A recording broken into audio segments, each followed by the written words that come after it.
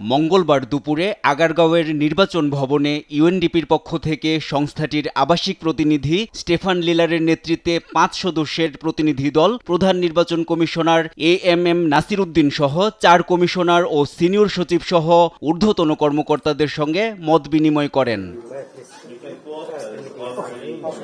সভায় ইউএনডিপির কাছে প্রযুক্তিগত সহযোগিতা চাওয়া হয় এবং ১০ দিনের মধ্যে প্রস্তাবনা নিয়ে তারা আবার দেখা করবে বলে জানান ইসি সচিব আখতার আহমেদ।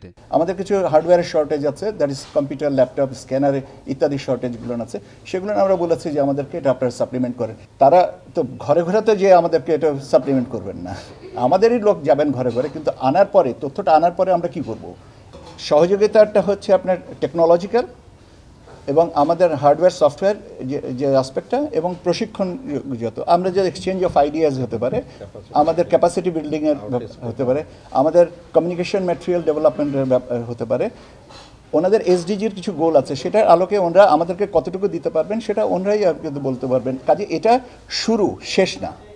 কাজে আজকে যদি বলে যে আমরা এই চেয়েছি এবং এটাই আমাদের দিতে হবে, এটা ঠিক হবে না আমাদের। এই সময় সাংবাদিকদের প্রশ্নের জবাবে ইসি সচিব বলেন, এবছরের মাঝামাঝিতে নয়, অন্তর্বর্তী সরকারের ঘোষণা অনুযায়ী এবছরের শেষে অথবা আগামী বছরের মাঝামাঝিতেই হবে জাতীয় নির্বাচন। আমাদের প্রস্তুতিটা হচ্ছে আমাদের যে প্রধান উপদেষ্টা মহোদয় যে উইন্ডোটা দিয়েছেন, সেই উইন্ডো নিয়ে আমরা কাজ করছি।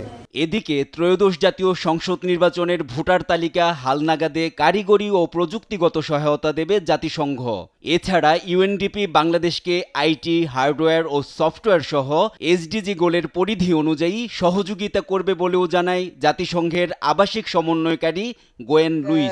The Election Commission has made a request for technical support for different aspects of the work. It's ranging from IT, capacity development, help with misinformation, disinformation, a wide range of issues.